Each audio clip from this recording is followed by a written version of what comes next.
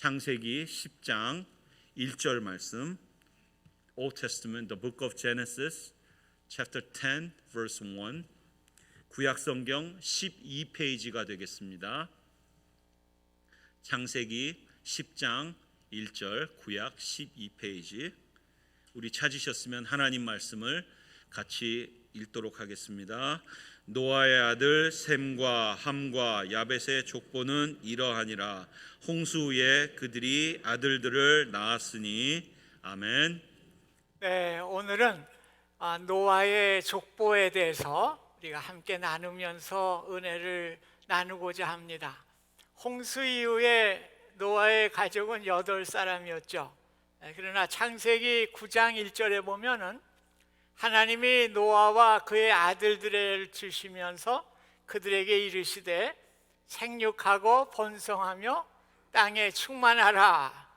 하나님의 축복대로 노아의 자손들이 땅에 번성하고 충만하게 되었습니다. 그래서 우리의 인류는 물론 아담에서 나왔지만 그 이후의 인류는 노아로부터 시작이 됩니다.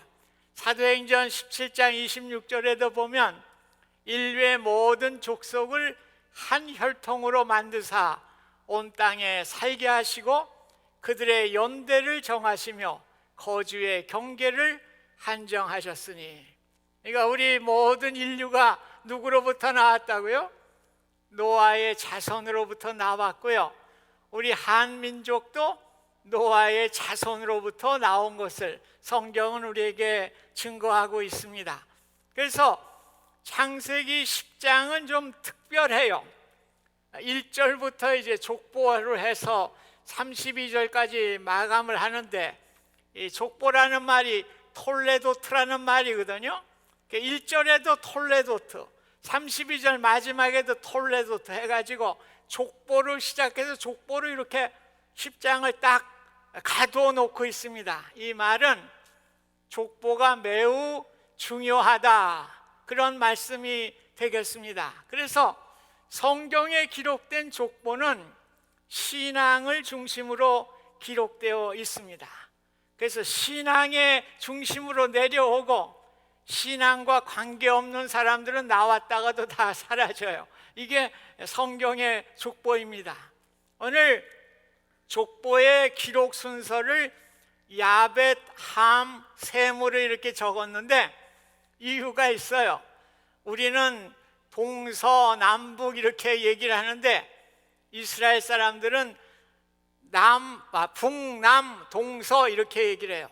그러니까 북쪽에 거주했던 게 야벳의 자손들이고요, 남쪽에 거주했던 게 함의 자손이고 동쪽에 셈의 자손들이 거주했기 때문에 그 방향 감각을 가지고 이렇게 기록을 하게 된 것입니다. 그리고 특별히 셈의 자손은 하나님께 선택받은 자손들이기 때문에 더 자세하게 이렇게 기록이 되어 있습니다. 먼저 야벳의 자손부터 살펴보겠습니다.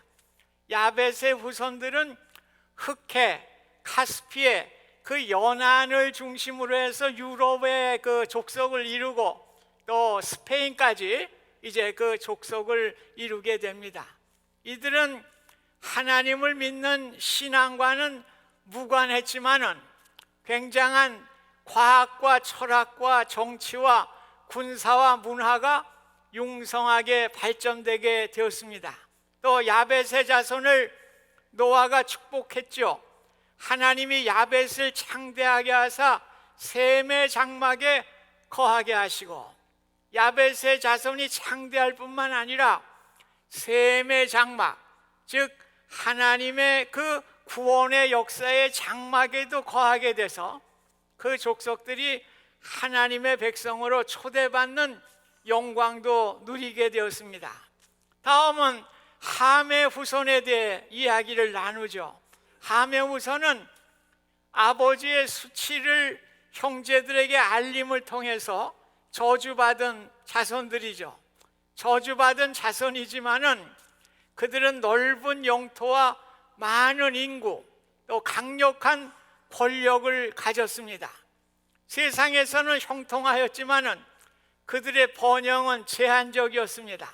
잠언 21장 4절에 보면 눈이 높은 것과 마음이 교만한 것과 형통한 것은 다 죄니라. 오늘 형통하게 되면 눈이 높아지게 되고요, 교만하게 되고요, 결국 죄로 이어지게 된다고 하는 말씀입니다. 잠언 16장 18절에는 교만은 패망의 선봉이요 거만한 마음은 넘어짐의 앞잡이라.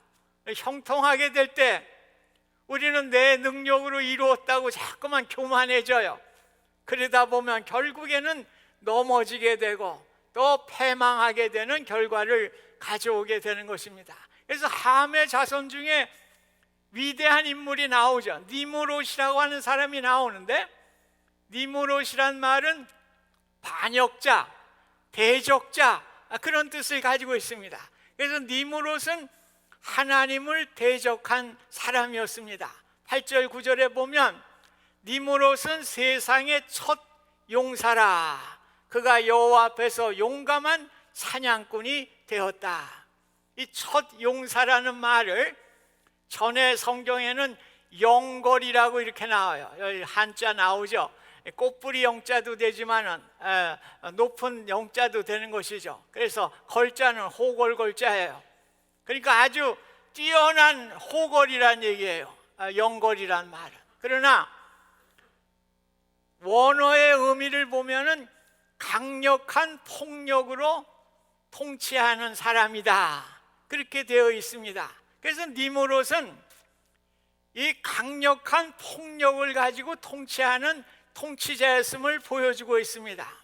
또 여호와 앞에 용감한 사냥꾼이라고 그랬는데, 여호와 앞에란 말은 여호와께서 보실 때에, 용감한 사냥꾼은 동물을 사냥하는 사냥꾼이 아니에요. 사람을 사냥하는 사냥꾼입니다. 사람을 무자비하게 죽이고 무자비하게 그 잔혹하게 전쟁을 즐기는 전쟁광이었어요. 그거를 지금 말씀해 주고 있습니다. 또 이러한 10절 12절에 보면은 니무롯은 바벨에서까지 방대한 영토를 넓혀갔다. 특히 고대 세계에서 가장 강력했던 아수르라는 나라가 있죠. 그 수도 니느웨 성을 그가 건축하였습니다. 유대의 역사학자 요세푸스는 니무롯이 바벨탑을 건축하는 일에 주동적인 역할을 했다, 그렇게 역사적으로 기록을 하고 있습니다.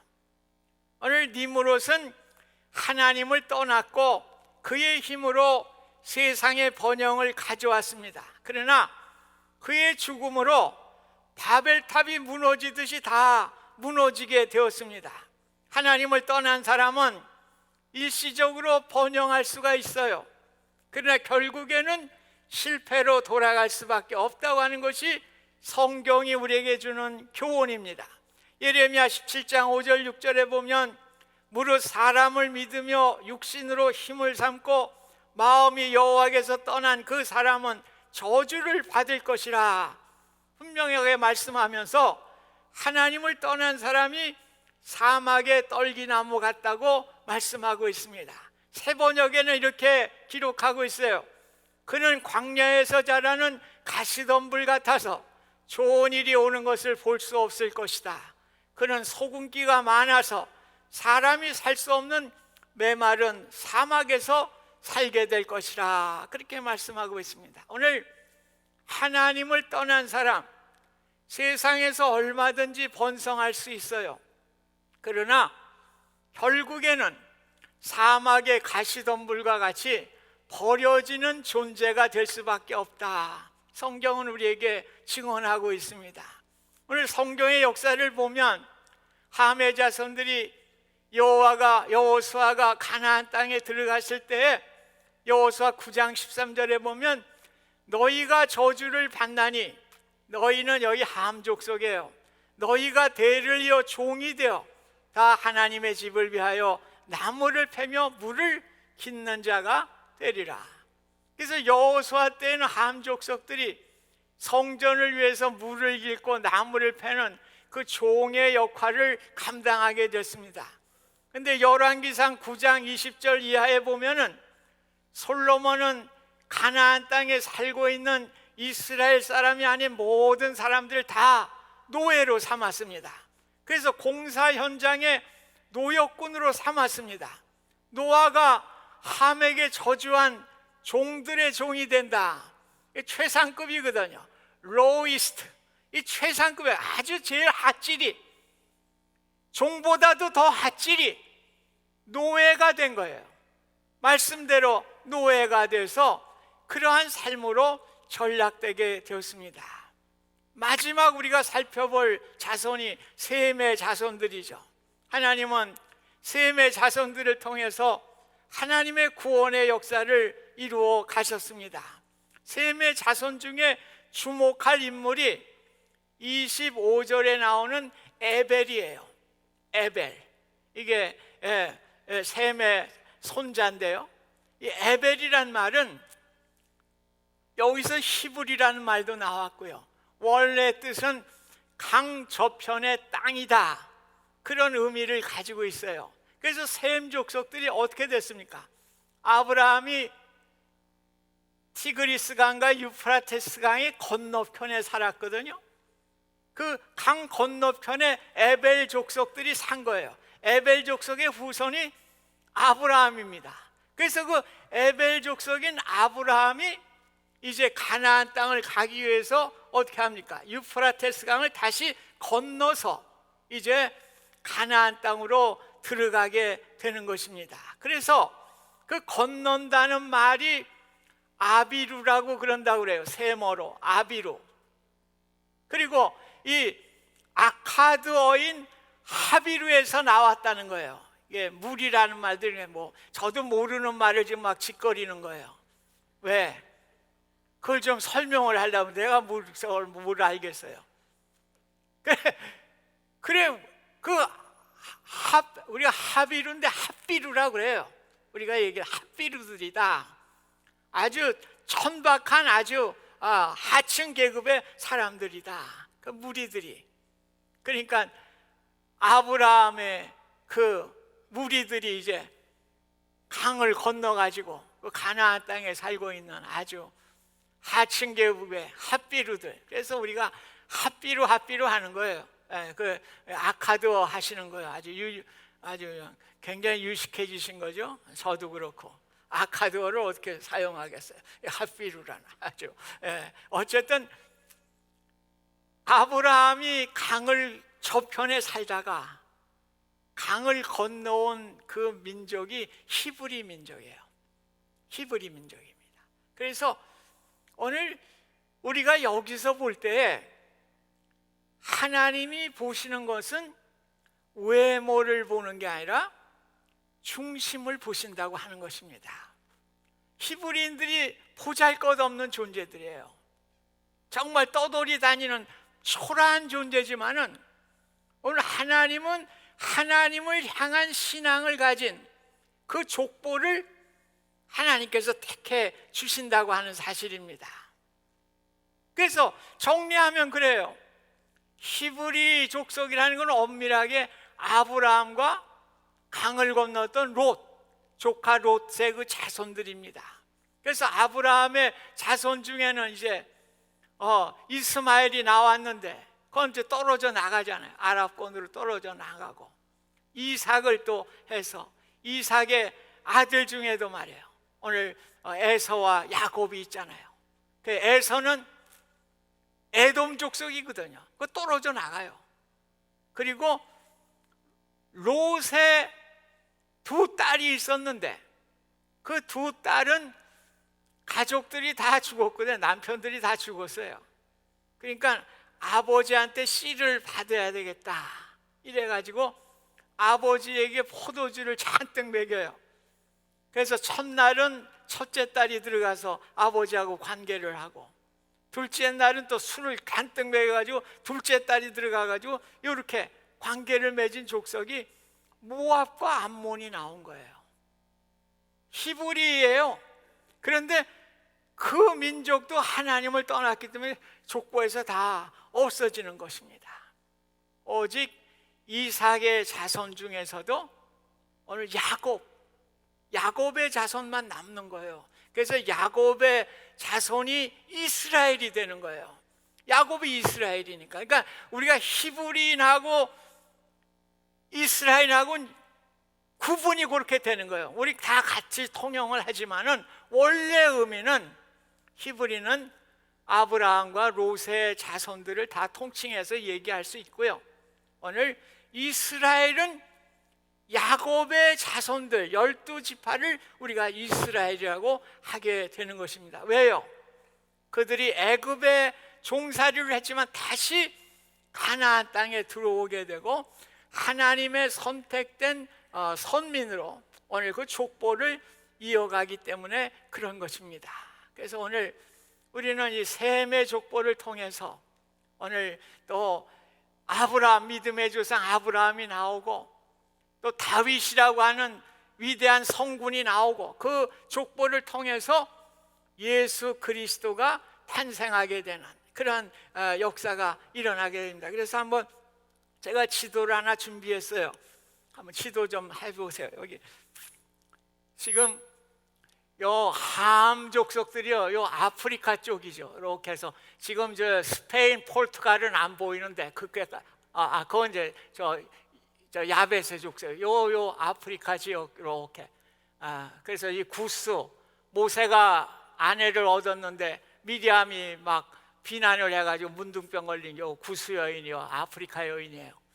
그리고 여기 지중해가 있죠, 흑해가 있죠, 그리고 카스피해가 있죠. 그래서 야베스 족속들은 이 해안을 중심으로 이제 유럽을 이루고 저쪽에 이제 스페인과 포르투갈까지 이렇게 족속을 이루게 되고요. 그리고 여기 요게 이제 셈의 족속들이에요. 셈의 족속인데 지금 여기 유프라테스 강이 있고 티그리스 강이 있는데 여기는 안 나와 있네요. 요 건너편에 살았던 거예요. 강 건너편에요. 여기 살다가 아브라함과 롯은 다시 이렇게 부름을 받아서 가나안 땅으로 들어왔잖아요. 이 가나안은 워낙 함 족속들이 있었던 곳입니다. 그래서 가나안에 들어와서 또 하나님의 족보의 역사를 이루어가는 것을 우리가 알 수가 있습니다. 그래서 예수 그리스도가 오신 후에 하나님의 족보가 달라지는 거예요. 하나님은 뭘 중심으로 했다고 그랬어요? 신앙을 중심으로 하거든요. 왜? 신앙을 중심으로 구원의 역사를 이루어 가시는 분이기 때문에. 그래서 저와 여러분들이 이스라엘이 되는 특권을, 축복을 얻었어요. 왜? 셈 족속들이 예수 그리스도를 십자가에 못 박았거든요. 이스라엘 민족이 예수 그리스도를 십자가에 못 박혔으니까 결국 그분들의 족보도 사라지는 거예요. 신약에 와가지고는 이제 예수 그리스도의 족보로 시작을 해서 구원의 역사를 이루게 되는 것입니다. 그래서 저와 여러분들이 이제 이스라엘이 된 거예요. 영적인 이스라엘이 된 거예요. 베드로전서 2장 10절에 보면 너희가 전에는 백성이 아니더니 너희가 누구예요? 우리죠. 이방인들. 이제는 하나님의 백성이요. 전에는 국류를 얻지 못하였더니 이제는 국류를 얻은 자니라. 우리 이방인들 하나님의 백성도 아니고 하나님의 국률도 얻지 못했던 사람들이지만 우리가 예수 그리스도를 믿음으로 국률함을 얻게 되고 이스라엘 백성이 되게 되는 축복을 저와 여러분들이 얻게 된 것입니다. 그래서 마태복음 8장 11절 12절에도 보면 예수님이 말씀하시죠. 너희에게 이르노니 동서로부터 많은 사람이 이르러 아브라함과 이삭과 야곱과 함께 천국에 앉으려니와 그 나라 누구예요? 원래 이스라엘이죠. 본자서는 바깥 어두운 데 쫓겨나 거기서 울며 이를 갈게 되리라. 오늘 우리는 이방인이었지만 믿음으로 이제 동서남북으로 많은 사람들이 이제 불려와서 아브라함과 이삭과 야곱과 함께 천국에 앉게 되는 축복을 우리에게 주신 것입니다. 그래서 요한복음 1장 12절에도 영접하는 자 곧 그 이름을 믿는 자들에게는 하나님의 자녀가 되는 권세를 주셨으니 하나님의 자녀가 되는 권세가 어디서 옵니까? 믿음으로. 누구든지 믿는 자마다 하나님의 자녀가 되고 이스라엘 백성이 되게 되는 하나님의 축복을 우리에게 주신 것입니다. 그래서 요한계시록 21장 7절에는 이기는 자는 이것들을 상속으로 받으리라. 나는 그의 하나님이 되고 그는 내 아들이 되리라. 이기는 자는 뭐예요? 믿음으로 승리하는 자죠. 오늘 옛날 초대교회는 환난이 있고 핍박이 있었기 때문에 그 믿음을 지키기 위해서 많은 고생을 했지요. 그런데 지금 시대는 뭘까요? 물질 만능 시대에 우리를 유혹하고 환난에 빠뜨리는 게 뭐예요? 뭐니 돈이요. 그걸 아셔야 돼요. 우리를 누가 칼로 찌르겠다고 달겨드는 사람이 어디 있어요? 미국에서. 오늘 우리에게 환난이 되고 유혹이 되는 것은 돈입니다. 돈 때문에, 내 욕심 때문에 내가 믿음 생활 잘 못하고 내가 방탕하게 되고 또 어떻게 잘못 빠지는 경우, 그러니까 이거를 우리가 이겨야 돼요. 믿음으로 이기는 자에게는 이것을 상속으로 받으리라. 뭐요? 하나님의 자녀가 되는 그 상속을 우리에게 주신다는 말씀입니다. 그래서 마태복음 1장에 예수님의 족보에 대해서 기록을 쭉 하죠. 거기 보면 5명의 여자가 나와요. 다말이라는 여인은 시아버지하고 이렇게 같이 관계를 해서 아들을 낳은 여인이요. 라합은 기생입니다. 룻은 모압 지방의 이방 여인이었습니다. 밧세바는 다윗과 불륜을 해서 솔로몬을 낳은 여인입니다. 단지 마리아만큼만 정결한 여인이었습니다. 오늘 하나님의 자녀가 되는 것은요, 과거의 우리의 불륜과 사회적인 비천함에 문제되지 않아요. 과거가 문제가 되지 않아요. 지금이 중요한 거예요. 그러니까 예수님은 창기와 세리의 친구가 되셨어요. 그들이 예수를 믿게 될 때 예수님의 제자가 되기도 하고 또 주님의 복음을 위해서 헌신하는 그러한 여인들로 다시금 태어나게 된 것입니다. 저희들은 지금이 중요해요. 과거에 나는 잘 믿었다, 나는 어쨌다, 아무 소용없어요. 이스라엘민들도 다 버림받았는데요. 믿지 않으니까 다 버림받은 겁니다. 오늘 저와 여러분들을 참 이스라엘로 삼아주신 목적이 있어요. 오늘 하나님은 구원의 역사를 쭉 이루어가요. 구약서부터 신약까지, 주님 오시는 그날까지. 그렇기 때문에 오늘 우리를 통해서, 이스라엘을 통해서 하나님의 구원의 역사를 이루어 가시기를 원하시는 겁니다. 저와 여러분을 베다니 교회 불러주신 것도 마찬가지예요. 우리의 목적은 복음의 역사를 위해서, 우리를, 구원의 역사를 위해서 우리를 불러주신 거예요. 그러니까 우리의 첫 번째 목표가 뭡니까? 자녀들을 믿음으로 양육하는 거예요. 우리 자녀들이 믿음으로 양육되지 않으면 교회도 다 무너지는 거고요, 후세대의 믿음을 전할 수도 없는 거예요. 그러니까 우리 자녀들을 믿음으로 양육하는 게 제일 중요해요. 그래야 그 일꾼들이 나와서 목사도 되고 선교사도 되고 세상적인 또 구원의 영향력을 미치는 인물들이 많이 나올 수 있기 때문에 우리 자녀들이 중요한 거예요. 그리고 나서는 지역사회, 또 나아가 온 세상을 위해서 우리가 복음을 증거하는 사명, 이게 우리에게 주신 거룩한 사명입니다. 왜 우리를 이스라엘로 했어요?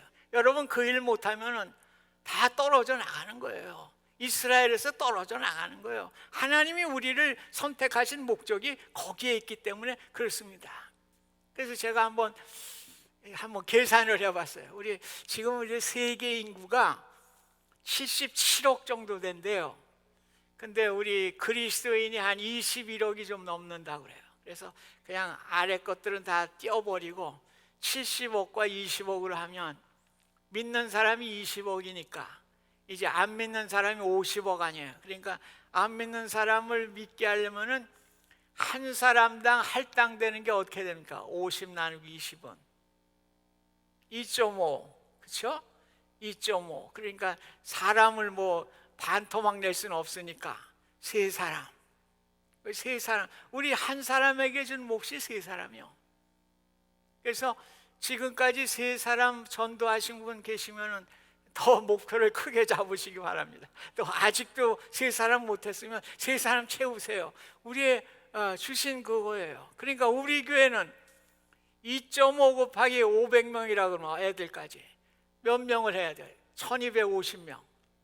우리 교회에 할당된 게 그래. 그러니까 우리는 늘 큰 소리만 쳐요. 선교하자! 그래서 하나도 안 해. 말만 해. 왜 그럴까요?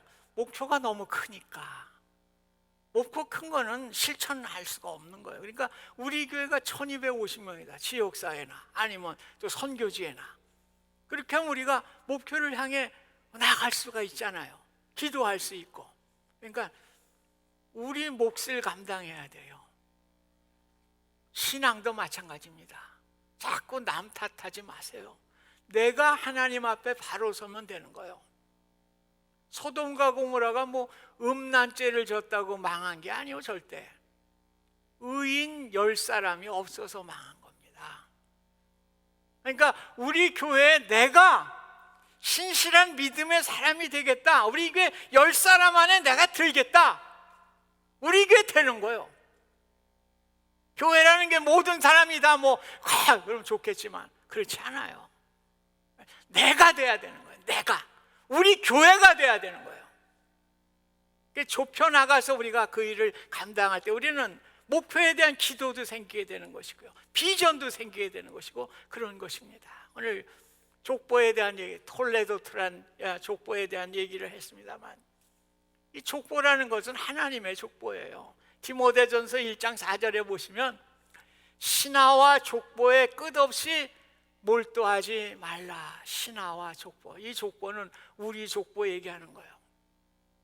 사람들 만나면 우리 조상 중에 뭐 정승이 몇 사람 나왔습니다.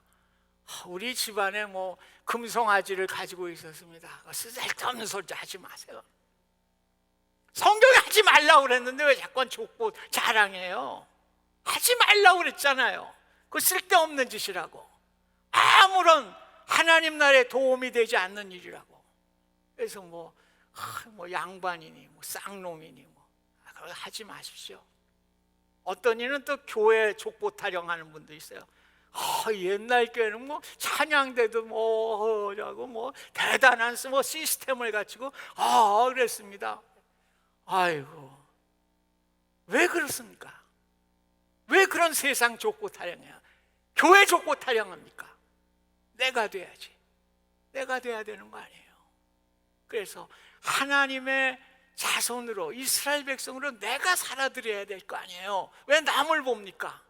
그래서 우리 가정이, 우리 교회가 하나님의 족보를 계속해서 떠내려갈 수 있는 귀한 축복이 있으시기를 바랍니다. 그러기 위해서는 우리가 십자가 자랑해야 돼요. 십자가에 죽으신 예수 그리스도 때문에 내가 이스라엘 백성이 된 거예요. 그 거룩한 족보에 내가 들어간 거예요. 그렇다면 우리 자녀들도 그 거룩한 족보에 계속 써내려갈 수 있도록, 우리 교회도 그 족보에 계속 써내려갈 수 있도록 우리가 기도하면서 우리가 믿음으로 살아가야 되는 거예요. 우리 신앙이라는 것은 관념이 아닙니다. 이상이 아닙니다. 실천하는 거예요. 작은 것이라도. 그러니까 우리 교회가 자꾸만 뭐 슬로건만 크게 갖지 마세요. 그거 제일 싫어해요. 저는 하지도 못할 걸 뭘 그거 할 사람이 어디 있어요? 맞아요. 공부 좀 안 되는 애한테 야, 너 하버드 가야 된다. 되도 않는 소리만. 걔 맞는 걸 해야 될 거 아니에요. 우리 교회 맞는 걸 해야지. 내가 할 수 있는 걸 해야지. 그래야 목적이 생기고 열심히 할 거 아니에요. 오늘 그런 족보 써내려가는 우리 가정 되십시다. 우리 교회가 될 수 있기를 주님의 이름으로 간절히 축원드립니다. 하나님, 하나님의 족보를 써내려가는 우리 가정 교회 되게 해 주세요. 예수님의 이름으로 기도드립니다. 아멘.